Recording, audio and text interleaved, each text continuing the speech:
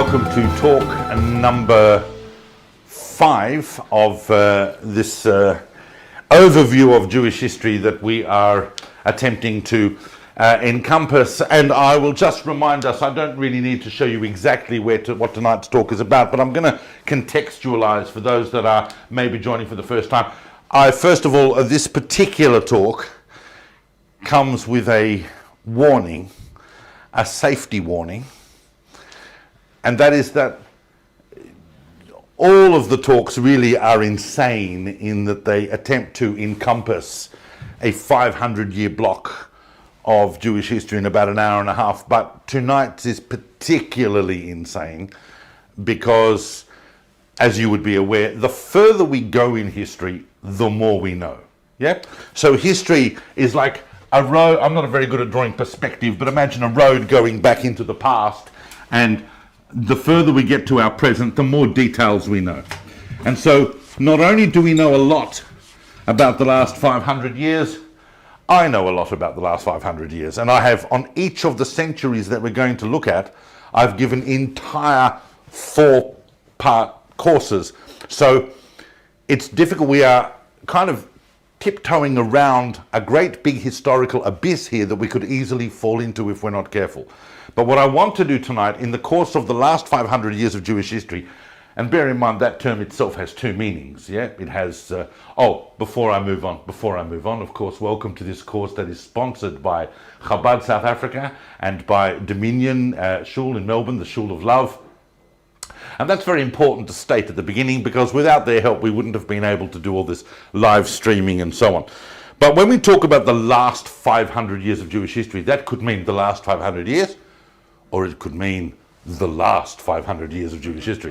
That's almost certainly not going to be the case, that it's going to be the last, but it has definitely driven the Jewish world towards a particular point where we are at a crossroads at the moment. We might come back and talk about that a little later, because we know that all of Jewish history, and we have discussed this so far in every talk, we've contextualized that is Jewish history. So there's minus 2000 to use the secular dating, that's 2000, and that's 0, then that's minus 1000, 1000, we can fill in the 500-year blocks.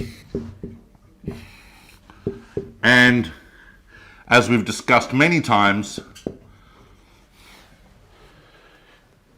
each of those is not just a 500-year block in this massive span of Jewish history, but each 500-year block represents a phase of Jewish history, each of which has a key spiritual project. If we understand the key spiritual project of each of these eras, then all of the details can fall in and be contextualized and make sense.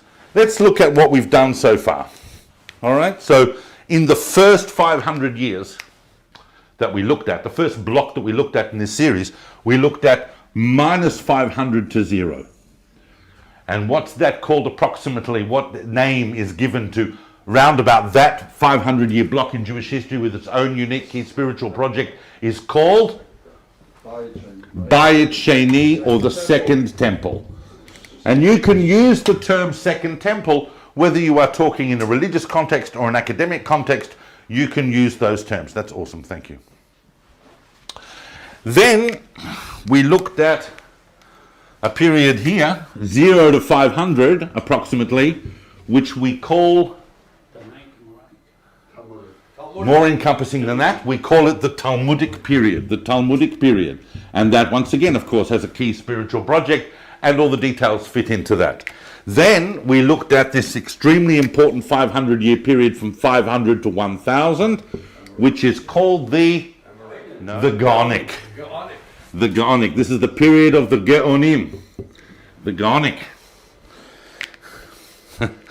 And then last week we looked at this 1000 to 1500 year period here, which we're calling the period of, and I did it in black if I recall, the period of the Rishonim, the first ones, because we talked about how they developed the codes that really led up to the formulation of what Jewish life actually is in our own times. And in an academic discourse, you might talk more about that being the Middle Ages, or medieval, but everybody understands the concept of the Rishonim. And why we use the term Rishonim, as I keep emphasizing, is that Rishonim refers to that period's key spiritual project, because it's the key spiritual projects that are the interior of the continuity of the Jewish people in the world and what they're trying to achieve. As I'm constantly saying, Judaism is not some cultural club, and we don't continue surviving and transmitting Judaism simply to hand down the recipe for gefilte fish. There is, in fact, an entire purpose that is being arrived at in the world. And we're going to start seeing some revelation of that purpose in the 500 years that we're going to talk about this evening. So that's enough of an introduction. I'm obviously going to be talking about the last 500 years of Jewish history, in which we're going to see a tension, on the one hand, between the Jewish people's search for redemption. Because frankly, by the time you get to this period, we've been in exile long enough. And that is going to become a prominent theme of the last 500 years, at the same time that the Jewish world is adapting to life in the modern period. And that has huge implications for how we adjust in the world generally, how we adapt to the great advances of modernity, and what the implications are of that for Jewish identity itself. So we're now going to wipe this and we're going to zoom in on the last 500 years, but I'm not going to do a single timeline, because that would be ridiculous for this. I'm actually, because each of these centuries is almost like its own entire phase. So I'm going to do 5 different timelines. We're going to start with, in fact, I'm going to try and do them simultaneously. So we're going to start with 1500, and we're going to go up to 1600 in the first of these lines. So 10, 20, 30, to give us an idea. And I obviously wouldn't need to remind this esteemed audience that, in fact, they can go to the website that apparently is run with my material on it, and they can, davidsolomon.online, I think it is, and they can hear an entire 4-part series, 6 hours of me talking just about this 100-year period, including an entire talk just on women of this period. Because not only is the 16th century absolutely, totally packed with things that are happening just in Jewish history, even if we look at the kind of hovercraft overview that we're going to do now, but even beyond that, we've done entire courses on lectures on specialty topics within this. This is the century of the Jewish woman. This is the century of the Jewish doctor. This is the century in which all of the redemptive yearnings and Jewish people of the Jewish people begin to become focused on an entire transformation of the concept of God. Not to mention how that entire project is embedded in wider world history, which we will have to touch upon as well. If you would recall at the end of last week, and the Jews were expelled from Spain last week. Yep, at the end of the 1400s. And we talked about how just prior to that we'd seen the rise of printing. And we talked also, those of you who would remember, we talked about an important figure, a non-Jewish figure called Johannes Reuchlin, who made this phenomenal statement of humanism, which is classic of that period, that he wasn't going to sign a ban on the Talmud. And that kind of opens up where I want to start this over. Remember, I'm doing 5 centuries, so I can only spend about 15 minutes on the 16th century. So if I talk about things, they are important. But I want to focus at the beginning of this century on a very, very unique Jewish community that's going to really be a focal point of many of the things we're going to talk about tonight. And that community is Venice. And you would know that Venice was one of the places that Jews went to after the expulsion. Not everybody could get to somewhere as nice as Venice, because You had to have a bit of money or you had to be famous. Most Jews were scattered throughout the Ottoman Empire and elsewhere. Some went elsewhere in Europe as well. If we talk, for example, someone I didn't mention last week, and I obviously don't have time to go into figures I should have mentioned last week, but it's impossible not to mention the fact that someone like Don Yitzhak Abarbanel, who was effectively the spiritual, if not, and political leader of Spanish Jewry at the time of the expulsion, who was actually offered to be allowed to stay by Ferdinand and Isabella because they realized that he was running their entire economy, and they even offered to provide him a minyan and kosher food and so on. He refused to stay, and he went with his son to Venice and Italy in general, and so did a great number of other figures that I will maybe come back to in a moment. But while my focus on Venice here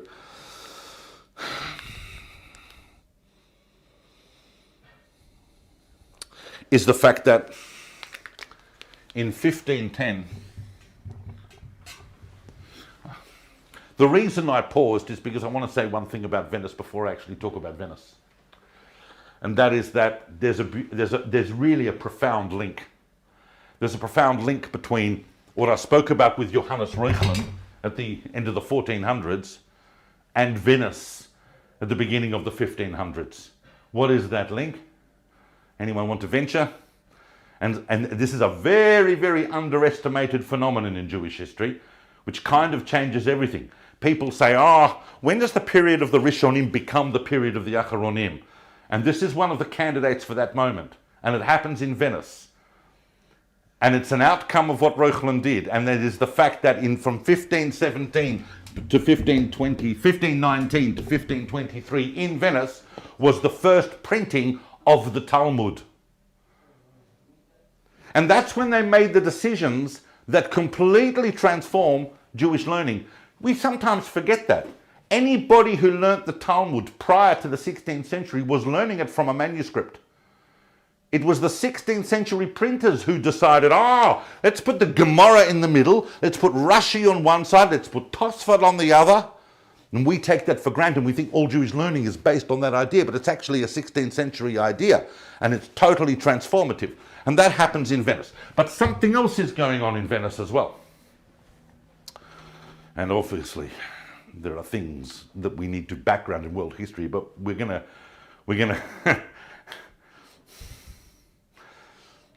because you have to understand, there are so many possibilities lining up in my head as to what we're going to focus on. So I have to stay very careful about this. It's not a trick. It's just we need to stay focused on the narrative so that we can make coherent sense of it. Because so many fundamentally important, influential things are happening in the world kind of at the same time. The world is changing. It's a world of exploration. It's a world of science. We start to see the cracks in the old world's perception of things. I mean, Copernicus is here, and his entire revolutionary idea of how we see the relationship of the sun and the earth and the planets. But in 1517, for example, is the very same year that Luther bangs his theses on the church door at Wittenberg to start the reformation of the church, a kind of spiritual embodiment of what was happening in the sciences. And that suddenly it's all about the self as a spiritual concept. At the same time, the rise of the Ottoman Empire, which we'd started to see already, we talked about it briefly last week, from the middle of the 15th century. In 1517, listen to that, in 1517, in the same year that Luther starts the Reformation, is the year that the Ottomans capture Jerusalem. That they capture Jerusalem, and it's the same year that the Ottoman Empire declares itself a caliphate.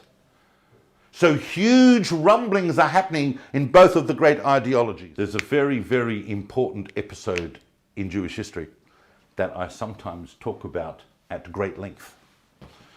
And if I was to give it its proper treatment now, I would find that half this talk had gone and I'm still at the beginning of the 16th century. So I'm going to rely on the audience's knowledge of this in some ways and to fill in the details. But of course, it is Venice that in around 1510 we start to see an idea, and remember I've said this before, that when anti-Semitic ideas come into the world, they soon become very trendy. And people go, oh, that's a good anti-Semitic idea, I think we'll try that over here. And of course, in this particular point in history is when the city of Venice decides, oh, it would be a good idea if we make all our Jews live in one concentrated area and we build a wall around it with a curfew, so that if for whatever reason we need to know where our Jews are, we know where to find them. That idea, of course, is called a ghetto, and the ghetto was taken from the Ghetto Nuovo in Venice, and subsequently became an idea that became very popular for anti-Semitic regimes. The Venice ghetto is still new in around 1520, and the story I'm referring to, which I've spoken about many, many times, but I keep emphasizing, is crucially important to an understanding of not just the 16th century, but basically the whole of the next 500 years, is of course the story of, you know, as soon as I say it, you're going to go, oh yes, that's what he's talking about.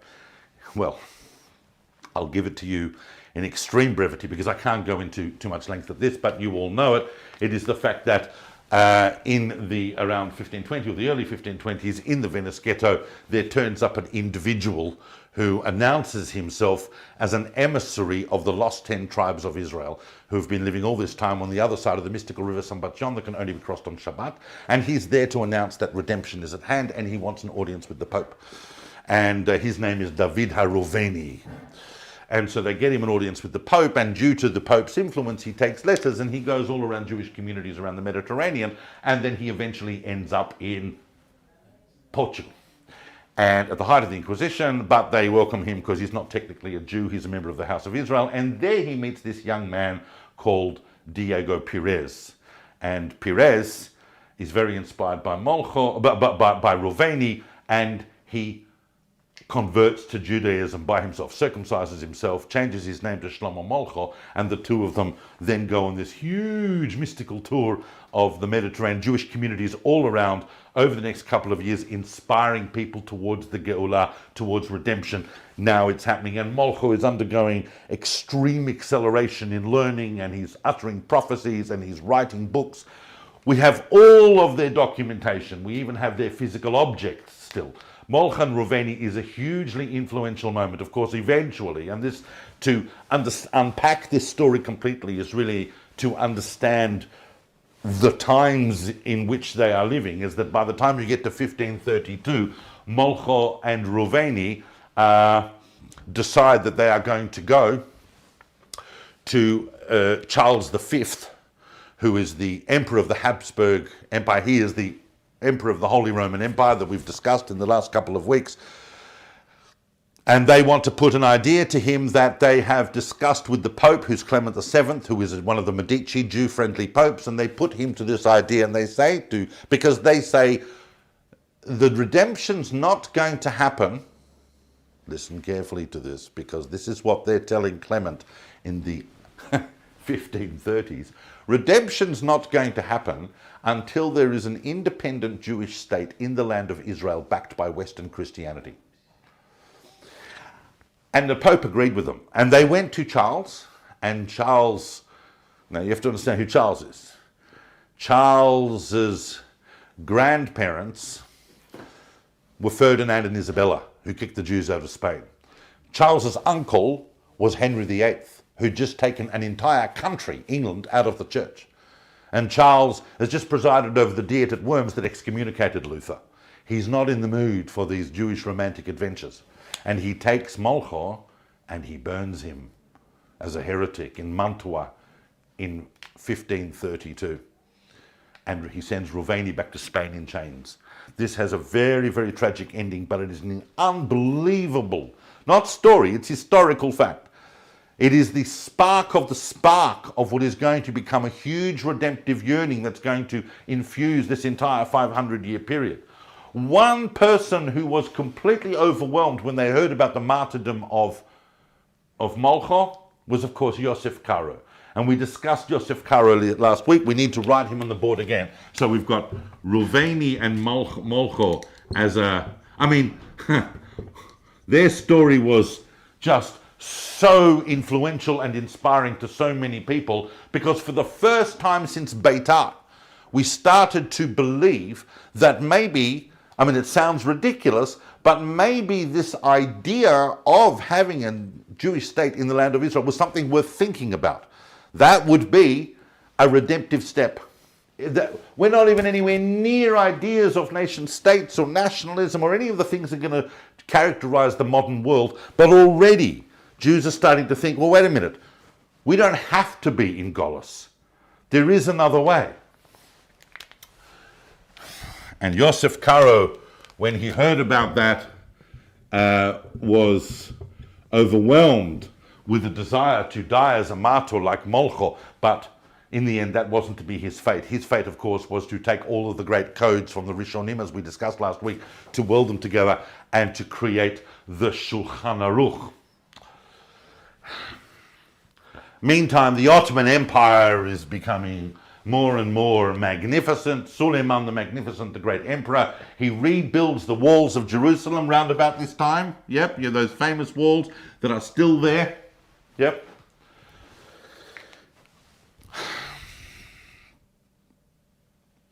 But in order to really understand the 16th century, we have to look at its most extraordinary individual. And the reason why this extraordinary individual, who's not only probably the most impressive Jew of the 16th century, but one of a very, very small list of candidates that would be the most impressive Jew of the last 2,000 years, the reason why we don't know as much as perhaps we should about that person is because that person is a woman. And of course, you know who I'm talking about. Anybody who's out there who's watching this is nodding your head knows that, of course, I'm going to talk about Donna Gracia Mendes, whose personality and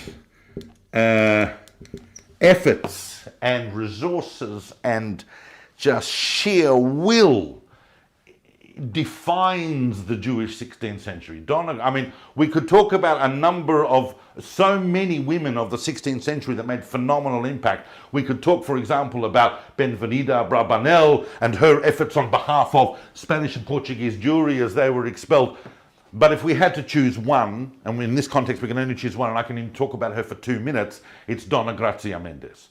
Because she, of course, was a born in the heart, or after the expulsion, in the heart of Portugal, grew up in a very solid Marrano family. And the serious Marrano families were the ones who were outwardly Christian. They ticked that box for the government, but at home they're still keeping Shabbat, they're still keeping kosher, they're still putting on tefillin, they're still going to the mikveh, they're doing all of the things that Jewish life demands, but on penalty of death if they are discovered. Although in Portugal, the authorities weren't looking too closely just yet. But she grew up in that milieu and she married well, and then her husband passed away. She went to live with her brother-in-law, and he passed away. And those two brothers had amassed an enormous fortune, which she then inherited. And she spent incalculable amounts of money and resources on helping literally tens of thousands of Jews get out of the clutches of the Inquisition, and created a huge network of pathways, really, that she then used her own shipping company to help. She gave people money, she gave them food, she gave them directions. They had an entire network across Europe to help Jews get to the Ottoman Empire. That was the first part of her career until things became so dangerous that she herself eventually had to go first to Italy, Venice, Ferrara, and so on, until even she had to make her way to the Ottoman Empire, where she arrives in Constantinople and soon becomes a close associate of Suleiman. By the way, during her duration in Italy, she had, of course, sponsored the Ferrara Bible, this incredible translation of the Tanakh into Ladino. And along the way, one of her primary emphases is to support Torah scholars and those who were engaged. She sets up yeshivot wherever she goes, and eventually she arrives in the Ottoman Empire. Now, it is around about that time. I remember I'm going hovercraft, so you need to see in detail how this works, but it is around that time that there is a shift in the focus of the church. Whereas we'd had some Jewish-friendly popes, now we get some very, very ugly ones like Paul IV and so on. And the Inquisition is starting to clamp down, and they are trying to clamp down on these escape routes that Donna Gracia has set up, and they uncover one in Ancona, in the port city in Italy of Ancona. And in the year 1556, they begin burning 2 Jews a week in Ancona. This is in the middle of the 16th century, ladies and gentlemen. This is not the middle of the 12th century. This is the middle of the 16th century. They are burning Jews in Ancona. Donna Gracia Mendes uses all of her resources and networks to organize the first ever full international boycott economic of an entire city. She literally introduced that idea into the world. And very, very soon, Ancona gave in and stopped burning Jews in the public square twice a week. And eventually, but that came at tremendous cost for Donna Gracia and her networks and so on. But nevertheless, it marks a huge moment in Jewish political influence. Then she is given a land grant for the north of Israel. And she and her son-in-law, Yosef Nasi, set about restoring the north of the land of Israel and literally repairing from scratch the entire city of Tiberias, of Tiberia. And they go a long way to creating the conditions that is going to lead to the north of Israel, particularly areas like Tzfat, to become not only economic hubs within the Ottoman Empire, but also great places of Jewish learning and spirituality. So anywhere you look in Donna Gracia, you're going to see an ocean of detail. And I've only given an absolute skimming over, but this individual is incredible and kind of defines it. Interestingly enough, there's a segue there, because one of the things that the church was doing was they introduced this thing called the Index Librorum Prohibitorum. That means that, printing's going everywhere. Jews are printing whatever they want. We can't have that. We're going to have a list of prohibited books. And yet, despite that, 1558, in Mantua, exactly 26 years after Shlomo Molcho was burnt in Mantua, is the first printing of, we mentioned it last week, the first printing of the Zohar. And a young man takes his brand new printing of the Zohar, and he's living in Egypt. He's born in Jerusalem, living in Egypt, and he takes his copy of the Zohar and he goes and he sits on an island in the Nile owned by his uncle for, some people say 7 years, some people say 10 years, but eventually he ended up in Tzfat. And when he first got there, people thought he was there to study under the great Kabbalists that were living in Safed at the time, but they soon realized that he was not there to study or learn. He was there to teach. And he arrived at about the age of 35, 36, and over the course of the next couple of years, he downloaded the most phenomenal transformative vision of God that really has been the most influential spiritual idea in Judaism of the last 1,000 years, and then he died. And he didn't write anything down. And of course, his name is Isaac Luria, or who we refer to as the Ari. The godly Rabbi Yitzchak is the only person in Jewish history that gets that kind of acronym. Now, as you can imagine, since the thought of the Ari is kind of like the guiding thought of Jewish mysticism and Jewish theology really of the last 450 years, it would be ridiculous to try and summarize it now, but basically, this is what that would look like. You see, the people had sat with the Zohar for a few hundred years now, but they really weren't sure about how. I mean, it was phenomenal, but they didn't have keys by which to really unpack its deeper spiritual foundations. And that's really what the Ari did. When you realize, when you read the Ari, that it's really all a massive commentary on the Zohar. But what he's telling you is this. And it's a very, very transformative but modern idea, and we're going to come back to it.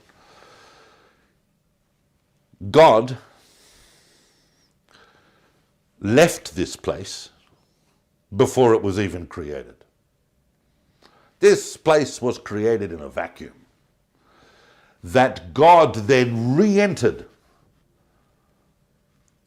in a mode of light that could be sustained, but even that mode of light was too great and it smashed inside this vacuum of creation.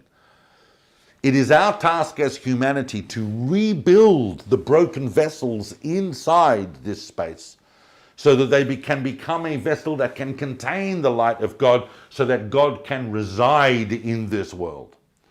This phenomenal notion, which we now very kind of, t-shirt slogan called Tikkun Olam and so on, is really just an incalculable contribution in Jewish thought and in Jewish purpose and in Jewish identity and in Jewish spirituality that we're going to come back and talk about a little bit more.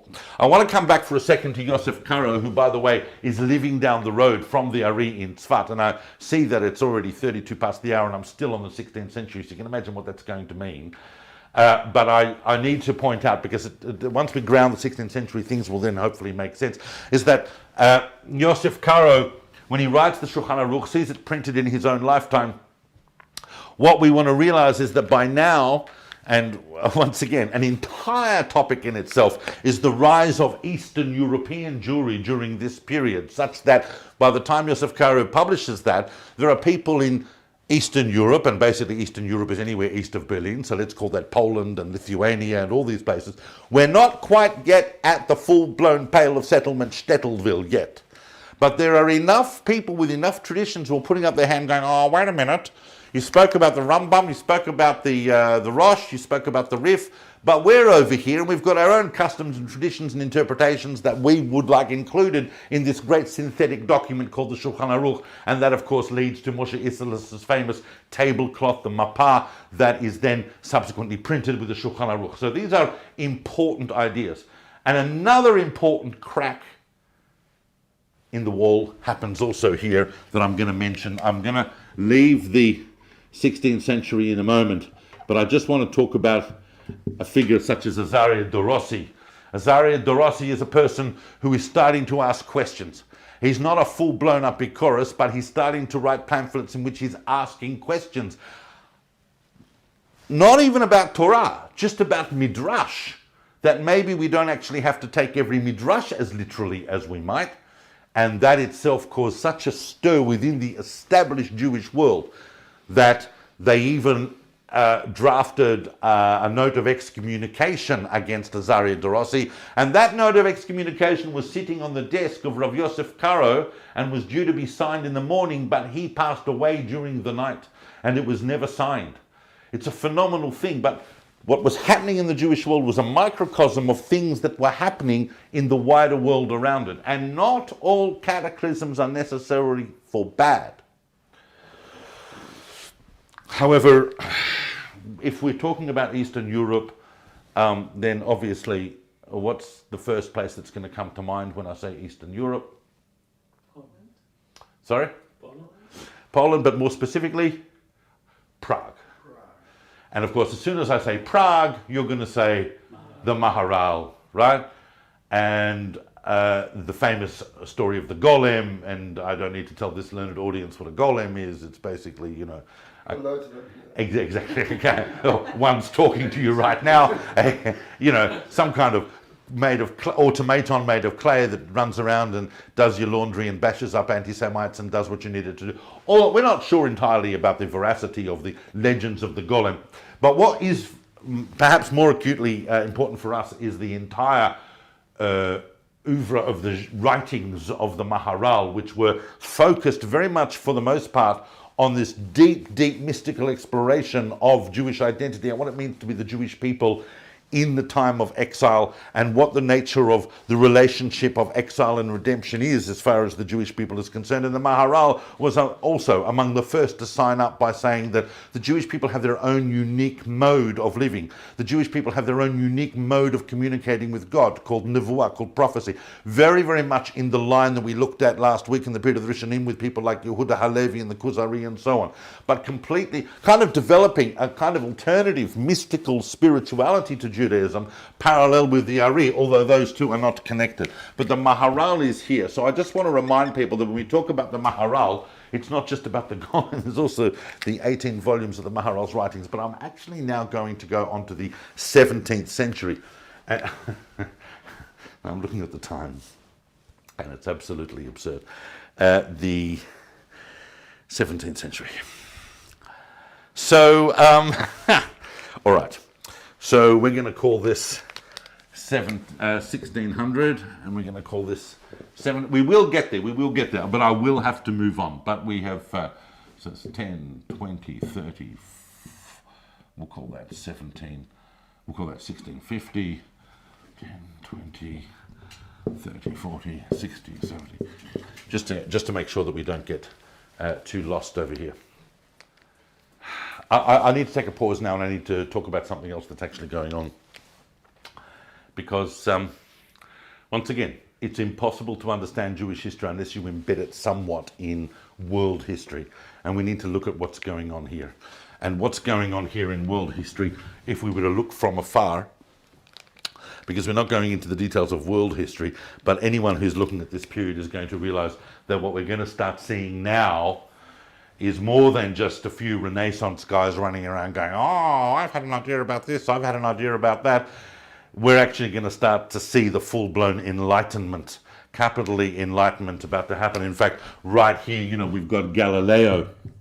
He's on this board, but he's not Jewish. But Galileo, for example, if Copernicus was working things out mathematically, you know, a century before, Galileo was saying, well, I took Copernicus' mathematical models and I looked at it, and I'm actually seeing it.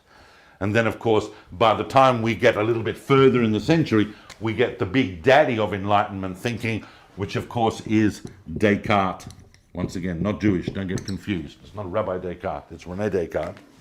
And Descartes really is the one that famously kind of starts modern thinking by saying that we're going to deconstruct everything that we know, and we're going to build it up from absolutely nothing. The only thing I can certainly know, the only thing at the end of the day that I can absolutely say that I know is true, is that someone is thinking. Cogito ergo sum, and because I'm thinking, therefore chances are I exist. But from that, he's going to build up an entire picture which are effectively the principles, or kind of like a geometry of rational thinking. What does rational thought look like if you were to build it up from scratch like that? So it's immensely influential.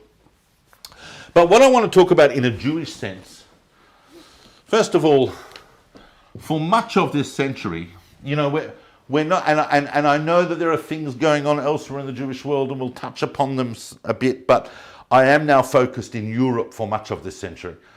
And what we can see in Europe, particularly in Eastern Europe, we're not quite yet at the full pale Shtetl thing yet. Most Jews are still living in urban environments in this period, but what we are seeing is that with some growing Shtetlisation happening in Eastern Europe, as Jews are starting to expand into places like Romania and Hungary and the Ukraine and Belarus, but what we're seeing is that, well, I don't need to tell you that the 17th century contains, on the level of world history, it's not just a few Enlightenment thinkers running around. There are also some big political upheavals happening. We're starting to see revolutions. We're starting to see European countries move towards not quite full-blown democratization yet, but we are starting to see the breakdown of these feudal system in political systems. And that's also reflected in the Jewish world, because amazingly, we had, throughout this entire period, a kind of proto-parliament that existed throughout much of European Jewry called the Council of the Four Lands of Greater Poland, Little Poland, Galicia and Podolia and Volhynia, and they all known as the Council, and they would come together several times a year to conduct business on behalf of the Jewish community, but literally would send delegates from towns as a parliament. This is quite a unique phenomenon in Jewish history, and certainly unique within European culture at the time. we kind of precipitated modern democracy by quite some time in that. It didn't last, unfortunately, but it was the basis of a great many ways in which European Jewry was very, very organized and tight at this period during the early modern period. But if you wanted to be anywhere at this period, if you wanted to be anywhere, where would you be? If you could be anywhere in this first half of the 17th century, where would be the place that would give you the greatest freedoms, intellectually and physically, was basically the superpower of the world at the time, certainly economically, wasn't too bad militarily, and it was pretty much the center of everything. Where would that be? Germany? Not quite. It would be, in fact, Amsterdam. Remember that the Dutch really are kind of ruling the world at this point.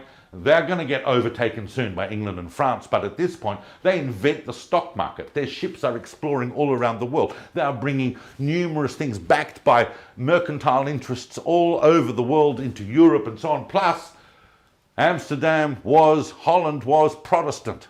And therefore it had a totally different view about religious freedoms and about religious thought and so on. And the Jewish community was doing very, very well there. But it obviously had to behave. Just because they were Protestants doesn't mean they weren't frum. And so they weren't going to tolerate too much nonsense. But if you behaved yourself, Amsterdam was a good place to be. Now, in Amsterdam in 1648, and I point to this year, and people are going to go, oh, that's an obscure point, David. Why are you mentioning that? It's because in 1648, there was a very, very influential text published. Not everyone's going to know about this text. Not everyone, unfortunately, is in the next couple of weeks is going to have a chance to look at this text, but it is an important text in so many ways. It's probably, in my opinion, the most influential and important Jewish text of the 17th century. And it is, of course, published in Amsterdam in 1648, is Rabbi Naftali Bachrach's Emeq Hamelekh. Now, in Emeq Hamelekh, which is an entire giving over of Lurianic Kabbalah, the Kabbalah of the Ari, but synthesized with other mystical thought streams that are coming into Jewish mysticism. But this book is profoundly ecstatic, and it predicts the redemption will happen right now. Basically, it predicts it for 1648, 1649. And the tragedy is that 1648 and 1649 did not end up being years of redemption. They ended up being years of horrendous tragedy, because those 2 years are what is known by the world and historians generally as the Khmelnytsky uprisings, and which we call Tat and Tach. Tat and Tach simply mean 408 and 409, which are the Jewish years of 1648 and 1649, in which the Cossack peasantry under Khmelnytsky came through and obliterated hundreds and hundreds of communities across Eastern Europe in basically the worst anti-Semitic massacres before the Holocaust. And not only did they cost, tens of thousands, up to 100,000 lives, but people died in the most awful ways. It was a classic case of the Jews being caught between the peasantry and the nobility. Those of you who are interested, of course, will know that there is still a statue of Khmelnytsky in Kiev today. He is a hero for Ukrainian nationalism, which obviously has found it difficult to divest itself of its underlying anti-Semitism. I want to come back to Amsterdam for a bit, because there is a figure in the middle of this century who is rampantly important. And that, well, I don't know if you heard about it, but in the middle of the 1600s, England underwent a revolution.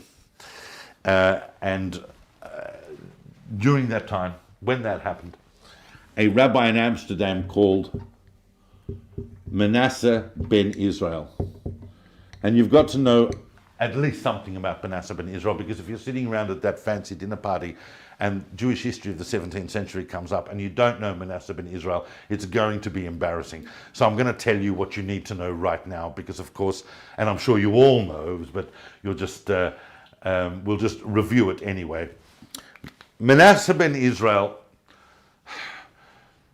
writes to Oliver Cromwell, and he says to him like this. Now, you remember from last week, the Jews were expelled from England in 1290, that famous year 1290. From 1290 to the middle of the 17th century, it was illegal to be a Jew in England. But now there's a revolution, and now Oliver Cromwell's in charge. And Menasseh ben Israel writes to him and he says, listen, you're a good Protestant boy. You know that the Messiah is not going to come, whether it's your Messiah, our Messiah, whichever Messiah, is not going to come until the Jews are spread to all four corners of the globe. England is a corner of the globe.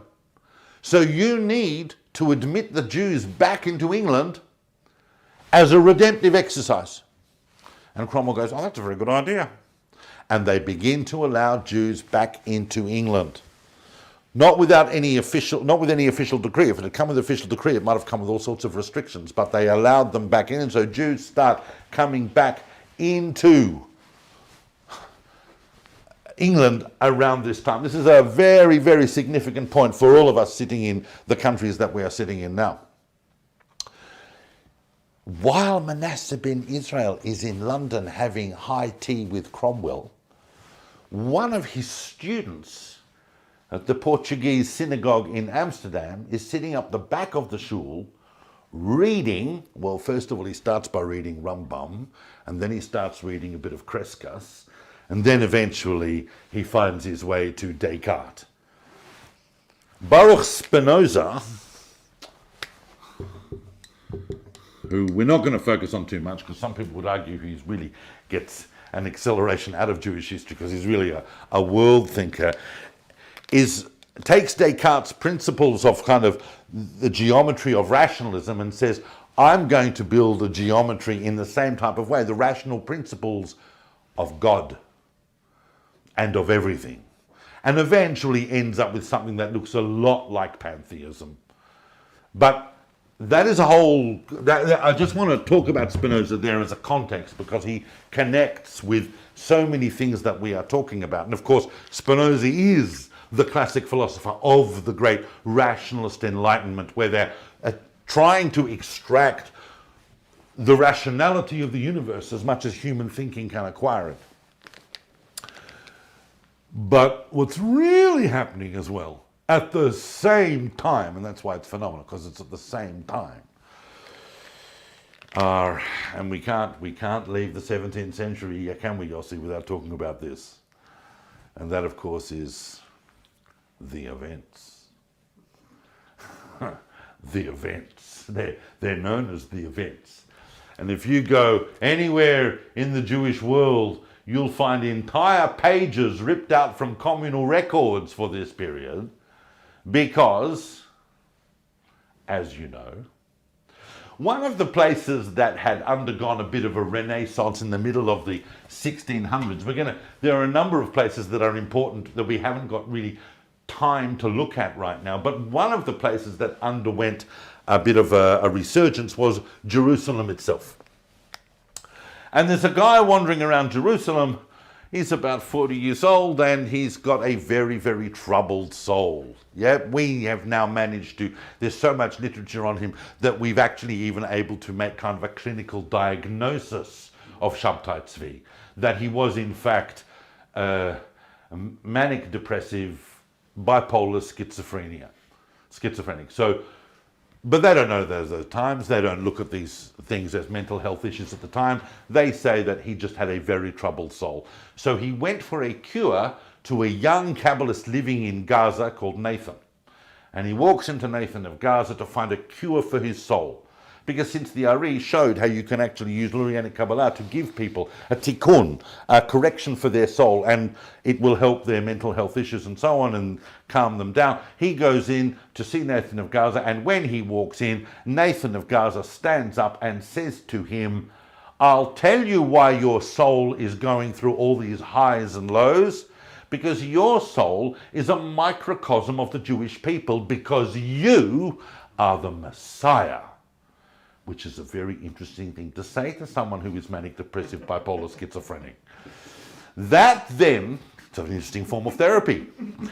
That then led Shabtai Tzvi and Nathan of Gaza to go on their own whirlwind tour of Jewish communities everywhere, whipping up ideas for redemption. But this time, unlike Molcho and HaReuveni, whose mission they were definitely aware of, these guys, even though it had happened 120 years earlier, these guys were pretty solid behind the idea that it's not just the redemption idea. Shabtai Tzvi is the Messiah. This idea swept right through the Jewish world. And it's all very well for you at home and for you in the audience to sit there going, oh, if I lived in Europe at that time, I wouldn't have got caught up in that. I would have known that was a bogus. You would have. And some of you have even proven that you would have. And in fact, because that swept right through the whole of the Jewish world. Even the non-Jewish world was talking about it. Everybody was consumed with this idea. And of course, Shabtai eventually announced, because he wasn't some idiot. He was very charismatic. He was very learned. He wasn't just an archiparchi from the comic books. He knew what he was doing. And he said, I'm going to be brought before the Sultan. And he was arrested. Where was he kept when he was arrested? Australian audiences know this. In where? Gallipoli.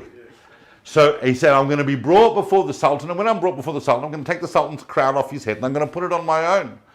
And that will be the moment of the redemption. And of course, true to that prophecy, he was brought before the Sultan, and the Sultan, through his viziers, basically said to him, look, you know, you've got a choice here. You can either convert to Islam, or we'll kill you. And you have 10 minutes to decide. And he said, I don't need my 10 minutes. Where do I sign? Where's my free copy of the Quran? That the Messiah converted to Islam then set about a wave of demoralization and devastation across Europe that was even greater than the fervor, the messianic fervor that had been behind him. And for the next many decades, the whole concept of Shabtai Tzvi was a massive cringe embarrassment for the Jewish world. People didn't want to talk about it. Before we launch away from the 17th century, because I can already see the time, and I'm going to have 35 minutes to do the last 3 centuries, and that's just cruel on everyone. But it's important just to come back to the Enlightenment for a moment, because by the time we finish this century, you know, Galileo, Descartes, they're scratching the surface. Is everything all right over there? Yeah. Okay, good. But by the time you get to the end of this century, you've already arrived at figures like Isaac Newton. And you know, Newton's Principia Mathematica is published at the end of this, where he is able to take mathematics and use it. He's not the first person to notice gravity. Other people had noticed that things fall, but he's the first person to describe it mathematically. And he uses those principles to describe the universe itself and the movement of the planets and the heavenly bodies. And if we can use our minds to understand that, what can we not conquer with these new principles of rationalism and mathematics?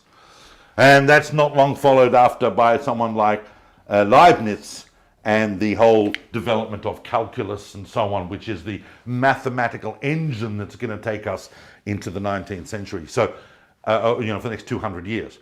So these are huge moments. All right, and I mention them because they are important to background that.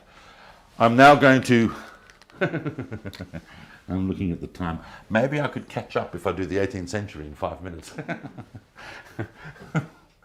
People go, why is he laughing? Well, I'm laughing because I'm insane. Now, 1700 to 1800. 1750. 10, 20, 30, 40. You know, I'm going to start this particular century with a woman, because I like women and I like seeing them in Jewish history.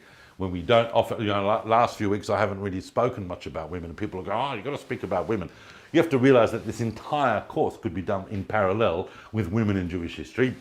But I'm going to start here because if you really want to understand day-to-day life in the early 18th century, then we have the window into it because of the great, amazingly detailed diaries of Gluckl of Hamelin. And I can't go too much into her there, but she left those diaries for posterity, for her children, and they were translated and so on. And they're an incredible window into the vibrancy of Jewish life, particularly in Germany and Eastern Europe, and how people conducted business, how people went about communal life. She talks about all of the turmoils at the end of the 17th century, the Sabbatean events and so on.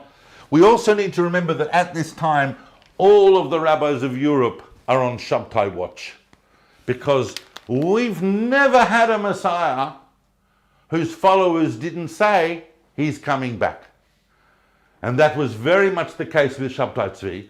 And every once in a while, some Malchi Parchi would pop up and go, oh, I'm a reincarnation of Sabbatai Tzvi. And all the rabbis of Europe would have to go, no, you're not, no, you're not. But I also need just to preface one point about the 18th century before we launch on it. And that is that if you, is this water? If you throw, because I've been speaking non-stop really, if you throw a stone in the 18th century, it's going to land on an Ilui, a genius, or a machlokus.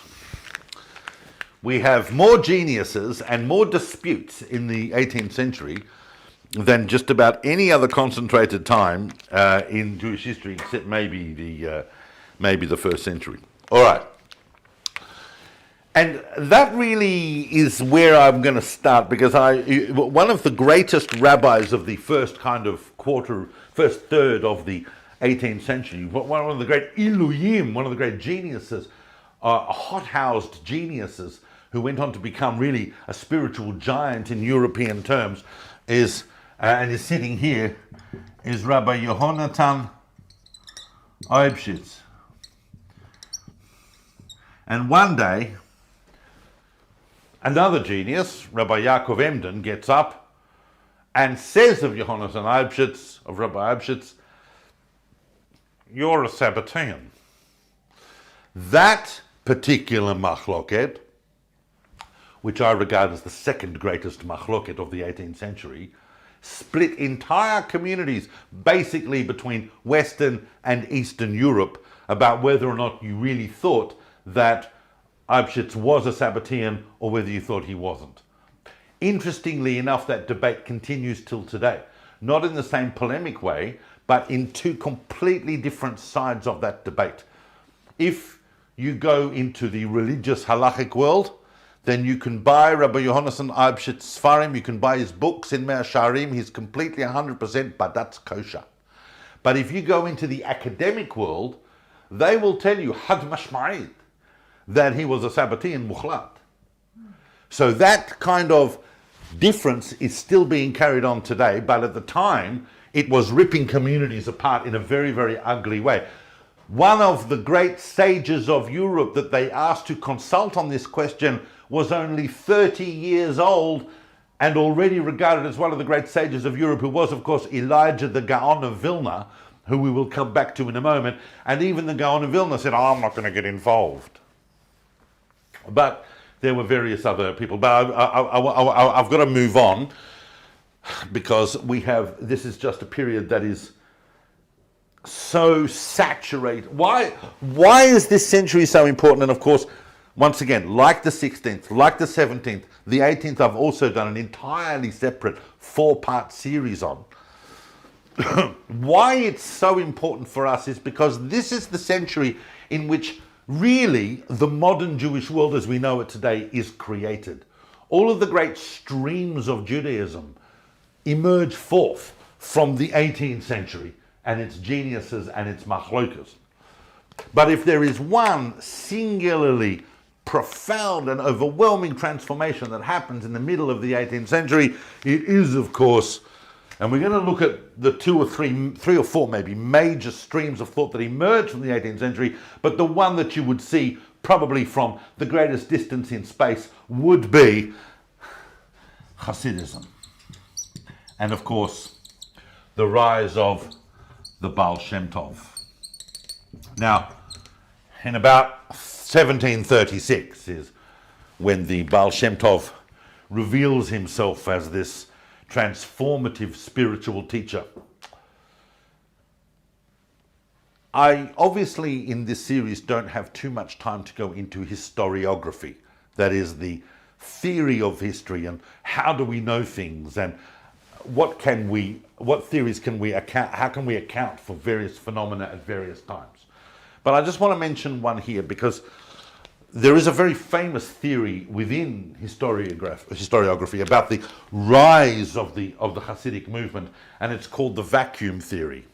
The vacuum theory is that basically, as a result of all the horrendous destabilizations that had happened in the latter half of the 17th century, on the one hand, the Tut and Tach massacres in Eastern Europe, the devastation caused by the Sabbatean events, the increasing encroachment of Enlightenment ideas that were sucking up youth, the interest of young people, but also rabbinic leaders themselves were going deeper and deeper into their own analytic thinking about rabbinics, and a huge alienation was being, I don't know if you can imagine a generation where people are alienated from their spiritual leadership, but that, thank you, but that certainly was a critical factor in this period. And now we're getting hundreds of thousands of Jews living in this growing agriculturally based pale of settlements in the Shtetls that are now becoming a huge mode of life, and they feel a tremendous disconnect. What do they care about what a guy in Amsterdam or Prague or thinks of a Tosfos? What's that going to help them in their daily spiritual life? So that's called, and that plus all the devastation that's happened, that's called the vacuum theory. But that theory doesn't do justice to the contribution of the Baal Shem Tov. A tremendously mysterious figure who basically the only thing we really can say about him with any degree of certainty from this distance is that he's probably the most charismatic person that you could imagine coming across anywhere in Jewish history. Literally someone that just upon seeing them or meeting them could fill you with inspiration and fervor and transform your entire spiritual outlook such that it affected millions of people around the globe. And the Baal Shem Tov was himself just a very simple, itinerant, wandering mystic, a teacher, but he brought an entirely new perspective, and it's very difficult to encapsulate that perspective. But if we were to try and encapsulate that perspective, it would go something along the lines of, you don't need to be, learning Torah is important, but you don't need to be a great Torah scholar to have an inherent connection with God. God is a part of every Jewish person. You have in your soul an essence of God that allows you an instant connection with Him. Prayer is greater than learning because it effects that profound connection. And if we're going to have a spiritual connection with God, it's got to come from the heart at the end of the day, and it's got to come with joy. To be a Jew in this world is not to have lost the lottery, it's to have won the lottery. And God is in everything, and God is all around us, and you as a Jew have a phenomenal potential to worship God, to have that connection that can literally transform the world. I'm not going to wax on more about the Hasidic revolution. It's very close in some ways to the prophetic revolution that we're going to talk about next week in biblical times. I don't need to wax on about it because there is so much written on on what Hasidism brought to the world. We know that obviously the Baal Shem Tov handed the movement over to the Maggid of Mezrich, and in the next generation it kind of split into different dynasties and sects and so on. But that is a phenomenal transformation. Not everybody was on board with that. And probably the most famous opposition came indeed from a person I've already mentioned, who of course is the Gra. Now, when we say the Gra, I don't want people to go, the Gra. Because the Gra is, and that's what's amazing about the 18th century. Because as great as the Baal Shem Tov was in transformative, charismatic spirituality, The Gra was the equal giant in the field of rabbinic scholarship. The Gra was not only, he was the Ilui HaIluim of the 18th century. And he was someone who not only had a super brain, but he used that super brain 19 hours a day for decades to become this enormous. We still don't know how he knows half of what he knows. I mean, the Gra is just enormous in his breadth. He goes, basically, there's one methodology, you have to know everything. That's the Gra's methodology, and the Gra did it. And the Gra, once again, a figure that we could go on and on about, and I've lectured on separately how important his methodology is not as simple as I just made out, but it does have an effect on the rabbinic world. But it's the Gra who pronounces an excommunication against the entire Hasidic movement, and that really is the biggest machloket, the biggest dispute of the 18th century in Europe, because that doesn't just divide communities, that divides families, that splits everything apart. Massive. People were not even marrying each other. People were not eating at each other's tables. People were not talking to each other. This was a huge split within the Jewish world. The fact that Hasidim and Mitnagdim can sit together today on the bus in Marranos is really a product of the 19th century. While we're still in the 18th century, those splits are very, very real, and they are ripping the Jewish world apart. As well, of course, is the fact that the Hasidim are not only having to fight the Gra, they're having some other distractions as well. For example, round about here in the 1750s, just to show you how mad the 18th century was, is that you get a figure like Jacob Frank. Jacob Frank is probably the naughtiest boy of the 18th century, who gets up one day and doesn't just claim that he is a reincarnation of Shabtai Tzvi. Anyone can do that. I'm also a reincarnation of Jesus and every other Messiah you can possibly think of, and cause huge distraction to communities right around Europe, until eventually he went with a few hundred families into the Christian church himself. I want to focus just for one more minute in the 18th century on this very important phenomenon. But people might say, oh, David, you don't really have time to go into that, but I think it's indispensable for the general theme I want to raise here, and that is the fact that what is special about the year 1740? What's special about the year 1740? Anyone know? I'll tell you, right? Just so you know, my studio audience are all nodding, they all know, but I'm going to remind them anyway. 1740 is the year 5500. So if we go according to what we, I think, mentioned last week, this idea that the Ramban brings out and so on, Jewish mystics bring out, that every one of these millennia is a day of creation. That means that we're not just on Friday, which is when the Zohar appeared, we are now on Friday afternoon. We're seriously in the last 500-year period before Shabbat. So now is really the time for this redemptive push. And what we find is that some of the greatest sages in the entire Jewish world, not yet, we're nearly there, some in the Jewish world are making aliyah. They are making a movement towards the land of Israel. The Gaon of Vilna never went himself, but he did send his students. But what we see is around 1740, just before, just after it, we see the arrival of the Or HaChaim from Morocco. We see the arrival of the Rashash, of Shalom Sharabi from Yemen. And we see the arrival from Italy and Germany of Rav Moshe Luzzatto, the Ramchal. And it always amazes me. What would have happened? What would have happened if the Ramchal had met the Rashash? What would have happened if the Ramchal had met the Baal Shem? What would have happened if the Baal Shem Tov had met the Rashash? What would have happened if any of them had met the Or HaChaim? You can imagine that redemption could have come just from one of those encounters, and yet, remarkably, they never actually managed to effect those encounters. The Ramchal, by the way, and I know that it's running late, and I only got 20 minutes to do the next 2 centuries, but I can't not spend a minute on the Ramchal because his influence is so pervasive even down till today.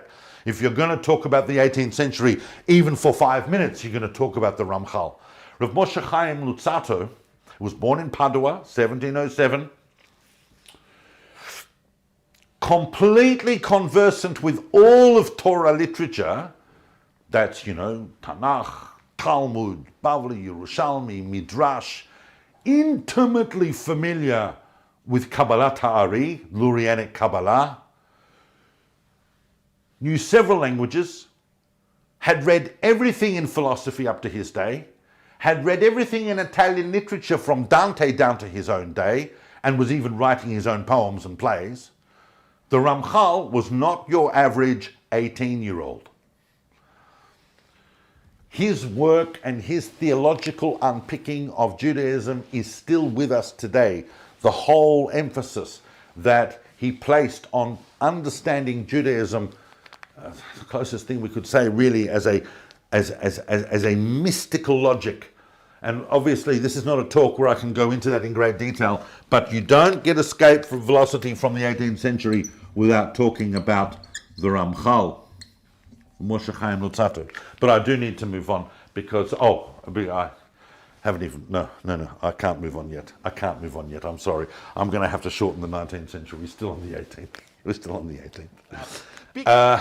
The 18th century, it's impossible not to understand. We said it's the origin of the modern world, is that, and to understand the conditions of Jews in the 18th century, is that the greatest philosopher in Europe in the 1750s and the 1760s and the 17th centuries is in fact a Jew, and he's living in Berlin with a tolerance patent, meaning Jews are not allowed to live in Berlin, but he's got special permission from the king because he's basically the German Socrates, they call him, and that of course is Moses Mendelssohn. Now, I know that some very from audiences are going to go, Mendelssohn, Epicurus. They're going to start screaming, running outside the room. And you should know that Mendelssohn, let me say this, is not the father of Reform Judaism. Can we just cut that one right away? Moses Mendelssohn was a Shomer Shabbat and a religious Jew to the day he died. He is, however, possibly guilty of being kind of like one of the granddaddies of the Haskalah. What happened to all his kids? Well, that's the famous thing. Mendelssohn, what happened to all his kids, right? If we go into everyone and what happens to their kids, then, that's a whole other story. Yes. There are shortcomings that we can pick in his worldview, but he made contributions to Jewish thought that are still with us and extremely important. His essay, he became famous because he won an essay competition on metaphysics. The runner-up to that competition was Kant. And Mendelssohn's essay, Jerusalem, is a defense of Judaism in the modern age. That with all your big stories about the Enlightenment, the Jewish people have an inherent contribution that they are making to the world. Mendelssohn believed that Jews should be studying a wide variety of secular subjects. There's no question about it. And yes, most of his descendants were not Jewish, but I'm not here to make that pejorative remark. That means that there was something perhaps about Mendelssohn's project that fell short of being able to transmit that to subsequent generations. Maybe he went too far in what he was thinking. But I believe Mendelssohn's an important cog in the development of Jewish consciousness in the world today. The Jewish people gave the world the Shabbat. They gave the world the idea of freedom. All of these things are incredibly important when you plant them in the context of Jewish life in the modern era. And of course, Mendelssohn's student Solomon Maimon and so on. But and of course, at this time, we start to get the American Revolution, the French Revolution. And these are revolutions that are affecting Jews. We're not at emancipation yet, but the American Revolution in the 1770s starts from ground zero, that Jews have equal rights with other people in that country from the very beginning. It's the first country that from the beginning Jews had equal rights. And then the French Revolution, where, liberté, fraternité, égalité, and they're saying, so everybody's equal, right? Yeah, everybody's equal. Even the Jews? And okay, even the Jews. And so also now in France, we've got Jews, and then you're going to have Napoleon stomping around Europe saying, I'm going to force this equality on people, but you're not going to be French Jews, you're going to be Jewish Frenchmen. And that is an immensely seductive idea that also plays into influences on his grandchildren as well. And just before I leave the 18th century, I know. Just before I leave the 18th century, of course, I don't know if you heard about it, but in 1770, the British, Captain James Cook, or he was Lieutenant James Cook, discovered a place called Australia, which is where we are. And I started this century on a woman. I'm going to end it on a woman because there were a number of Jews in the first fleet, since we're talking about Jews from the beginning. Jews were in Australia from the beginning, and as you know, I've given an entire 4-part series on Australian Jewish history, but the most famous Jew of the late 1700s and early 1800s in Australian Jewish history is also a woman, and it is, of course, Esther Abrahams. And I've not got time now, obviously, to go into her life in detail, but it's absolutely fascinating. Those who want can find where I talk about that, or others talk about that in different contexts. But that's as much as I'm going to do on the 18th century. I'm now going to go on to the 19th century. Do we have a squidgy? We have a squidgy. I'm going to wipe off, unfortunately I have to wipe off the 16th in order to do the 19th. And that's a shame, because I wanted to stand back and look at it all, but we don't have room for that. The 19th century. So it's going to start in 1800, and I've got about 3 minutes to do it. 1800 to 1900. And so really, what we're going to see here, and those of you who are sitting there at home going, oh, he got his all structure wrong, he spent too much on this or too much on that. You imagine being me and trying to give the last 500 years in an hour and a half. It's not simple. But we're going to do the 19th century. And of course, the figure you want to talk about at the beginning of the 19th century, who kind of exemplifies the 19th century, is just a simple Jewish guy living in the Judengasse in Frankfurt, in basically the Frankfurt ghetto, who takes an interest in coin collecting and then goes on to advise various rulers and kings on how to invest their money. And he, of course, the Napoleonic Wars are destabilizing Europe, and he makes money off both sides in those conflicts and emerges here as Rothschild. They're basically called Rothschild because there was a red shield outside their door in the Frankfurt ghetto. And Rothschild is kind of like, in economics, what Mendelssohn was in philosophy.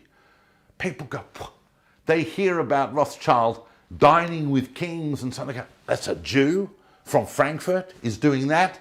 If he can do that, what can we not do? Because by the time you get to here, make no mistake, the Rothschild family had the largest private fortune in the world. They were Bill Gates on crack at the beginning of the 19th century. And that astonished people. Well, we're not at emancipation yet. Jews aren't supposed to be doing this, but Jews were doing this. Many, many famous jokes about Rothschild, but I don't have time to go into them right now. I wish I did. My favorite, however, is the story of two Jews sitting around going...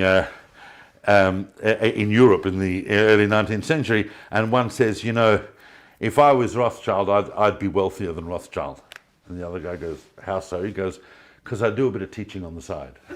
Now, but the big story of the 19th century is really the rise of two kind of major movements that have come to identify the Jewish world ever since. And on the one hand, all of these incursions from the Haskalah, I don't know why I'm pointing to you every time I say the word Haskalah, the Haskalah, the Enlightenment, and the gradual erosion of inequality for Jews. In other words, it didn't happen at once, but during the course of this century, we are going to see a gradual emancipation of Jews. That means that Jews are going to get equal rights with other human beings in any given society, not everywhere at once, but over the course of the century we're going to see that. And as those things happen, it's natural that Judaism itself is going to come under some sort of inspection and review, and gives rise, especially in Germany, to what becomes known as Reform Judaism. And of course, Reform Judaism, and I'm not going to go into details on what that is, you can close your eyes and imagine it, but Reform Judaism, of course, then triggered a reaction to Reform Judaism that we call Orthodoxy. Always remember that there was no Orthodox Judaism before here, there's just Judaism. Orthodoxy is a term that arises in reaction to reform. And I don't like the term orthodoxy, but we only use it for historical purposes. And for that reason, the Hasidim and the Mitnagdim all band together to really put the shutters up. People like Tam Sofer and so on. I mean, others like Rav Shimshon Raphael Hirsch in the 19th century are trying to bridge various gaps between these two, but this is an inexorable split that is still with us. But of course, then you've got people like Moses Montefiore, related to Rothschild and so on, who are starting to go in another direction and to invest once again in the land of Israel and its infrastructure. We're starting to see the rise of the Yishuv into a more coherent settlement of the land of Israel. And that then leads to people towards the end of the 19th century, such as the Bilu movement in Russia and so on, people saying, you know what, yalla, let's go to the land of Israel and let's rebuild the land of Israel because we can't see conditions getting any better in the exile. Emancipation and the Enlightenment have not brought the Jews the happiness they were looking for. Maybe it's time that we went and we rebuilt the land of Israel. And those pushes and those ideas eventually, of course, and the discussion of a thing that became known in Europe as the Jewish problem. And the Jewish problem was that despite everyone's best efforts, Jews just keep getting killed. So one solution to that, of course, is a Jewish national homeland. And therefore, by the time you get to the end of the 19th century, you've, of course, got Herzl and the First Zionist Congress at Basel. Still a pipe dream, still an impossible reality, a pipe dream. But, nevertheless, it starts taking shape. And then, I've got 6 minutes to do the 20th century.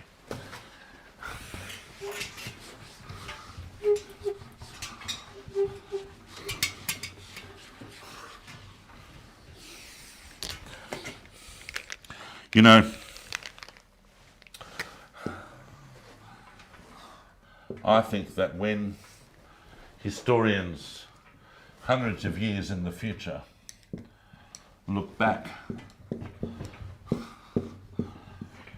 at the 20th century, they're not going to necessarily see all the detail that we're going to see, but what they will see is this. At this period, we're starting to see waves of migration. On the one hand, Jews are migrating out of Europe towards places like America en masse. That is one solution. One solution is that we just go and live somewhere we can forget all about these issues. I'm going to move from the Shtetl of Schnippischnock and I'm going to go and I'm going to live in Wisconsin. Fine.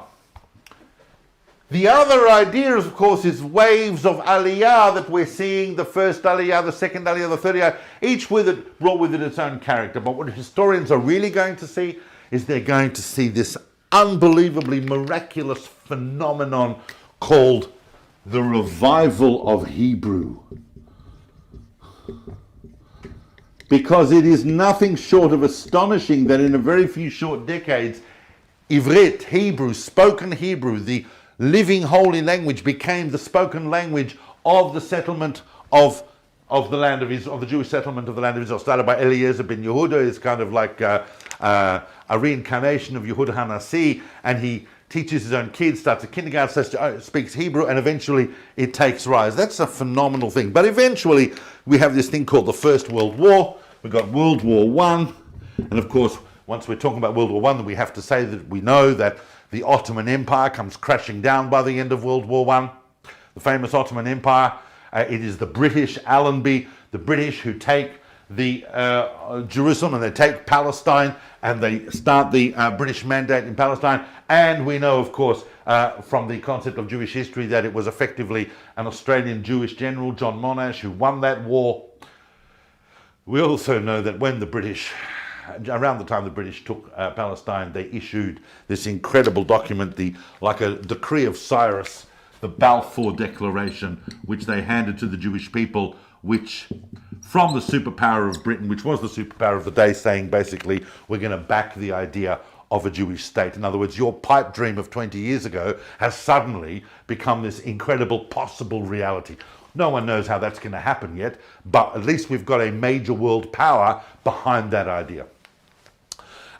If there's one figure spiritually, that kind of defines the Mandate era, it's going to be Rav Kook. Because at the end of the day, Rav Kook is the icon of religious Zionism, the idea that the settlement of the Jewish people in the land of Israel in the 20th century is a divinely inspired redemptive idea. First of all, I know it's a bunch of chazafressing amaratzim, but at the end of the day, you need to have that physical redemption. You need to have that foothold in the land of Israel in order for the spiritual blessings to eventually flow. It's a very, very, and of course, Rav Kook didn't live to see just how prophetic it was, his idea that a European Jewry would ultimately have no future because, of course, right in the middle of this century is the Shoah. And I'm not going to talk about the Shoah because it is an event that almost exists outside of history. It's an event that, people, a lot of people who went through the Shoah came out of it saying that they didn't believe in God, and no one's going to judge them for that.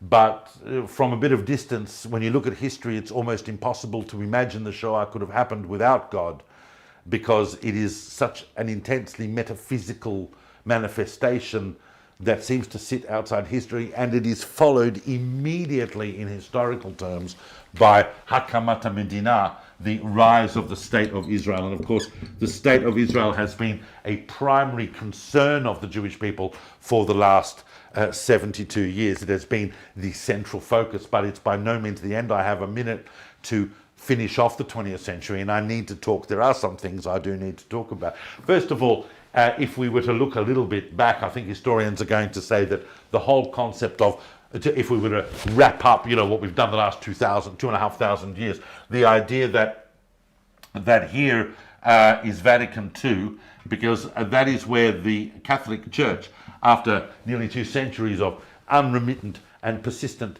persecution, eventually turned around and said, okay, so maybe, we're not going to blame you anymore for killing Jesus. We're going to respect you as our older brothers and sisters, and we're going to put an end to this enmity between the Roman Catholic Church and the Jewish people. That's not to say that there aren't still some Catholic anti-Semites running around, but basically, since that time, the Roman Catholic Church has not been considered existentially within the Jewish world as one of its great threats.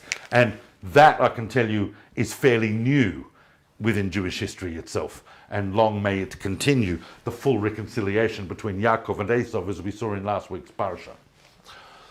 And the really key moment, of course, is 1967, because in 1967 we see the unification of Jerusalem, we have Har HaBayit, and now we have almost a full deck of cards where we can control our destiny going forward. Perhaps the fact that we didn't level Har HaBayit when we could was one of the greatest things that the State of Israel ever did.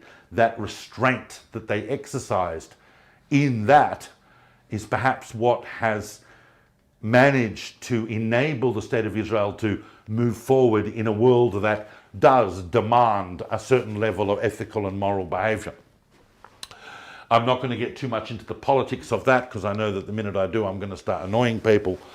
But 1967 is a very, very big moment in Jewish history.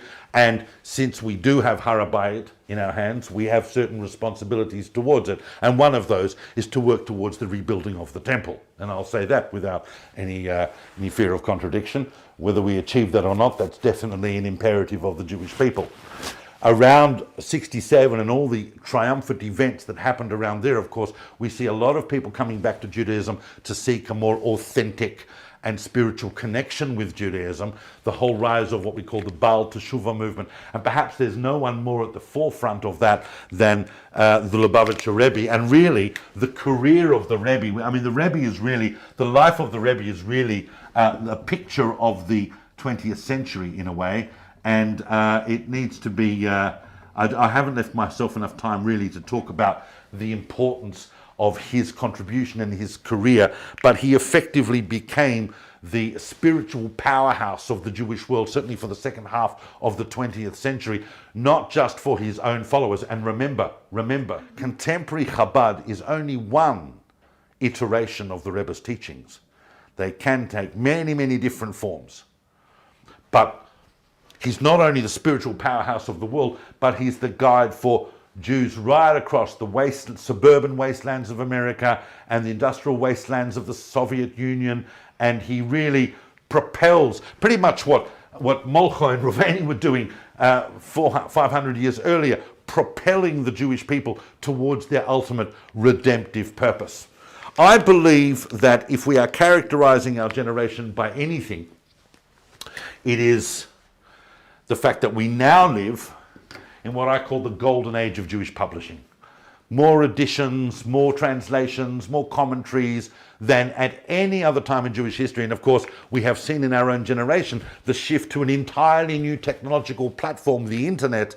And unlike other spiritual systems and religions that go, oh, that's evil, the Jews, of course, have jumped on the internet, just as they jumped on printing, to disseminate Torah, to disseminate spiritual concepts, to disseminate a lot of rubbish as well. But at the end of the day, we're not scared to use the medium of humanity to establish the continuum of the Jewish people, to bring God into the world, to reveal the oneness of the divine into the world, and ultimately to bring the world to peace. I have gone 3 minutes over, and I beg your forgiveness for that. It has been a complex lecture, and I'm sorry that it's been a bit scattered. Once again, I'm going to think of things tonight that I didn't talk about, that I'm going to be annoyed that I didn't say. But that's basically a picture of the last 500 years. It is the tension between our drive towards establishment. The period is called the Acharonim, the latter ones. Here we are adapting. There's really no other way of understanding the period of the Acharonim than taking the great Shulchan Aruch from the end of the period of the Rishonim and adapting it to modern life as we move forward. But it doesn't really do adequate description to all the incredible spiritual upheavals and evolutions that have revealed more and more about the criticality of the Jewish people in the world. The Gaon of Vilna said, in the middle of the 18th century, the Gaon of Vilna said that this last 500-year period is divided into two, Mashiach ben Yosef and Mashiach ben David. By 1990, said the Gra, we must have established an independent Jewish state in the land of Israel, backed by Western Christianity. Heard that before? He said that in the middle of the 18th century, people thought he was Loco Naboko. And what happened? He was right. So when the Gra says what's going to happen in the period of Mashiach ben David, which is from 1990 to 2240, in other words, up to the year 6000, we can't dismiss it. And the Gra tells us that the great project of that period is the realization on behalf of the world that there is no conflict between Torah and science. And that ultimately the Jewish people are an inherent part of the natural order of the world and of humanity, because there is a God in the world and the Jewish people are the revelation of that. And so what we need to do is to, as the Ari told us to pick up the sparks that we find in this exile and to bring them together as we come together to create that vessel that can contain the divine in the world. So thank you for listening to all of that, and I'll see you next week. Once again, I want to thank Chabad of South Africa and Dominion Shul, the Shul of Love in Melbourne. And next week we are going to be diving all the way back, and we're going to look at the Tanakh. We're going to look at every book of Tanakh and its context and where it sits, and bring us up to where we started, which is the end of the Bible, the beginning of the Second Temple period. And we're going to do that whole period. I look forward to seeing you for that adventure.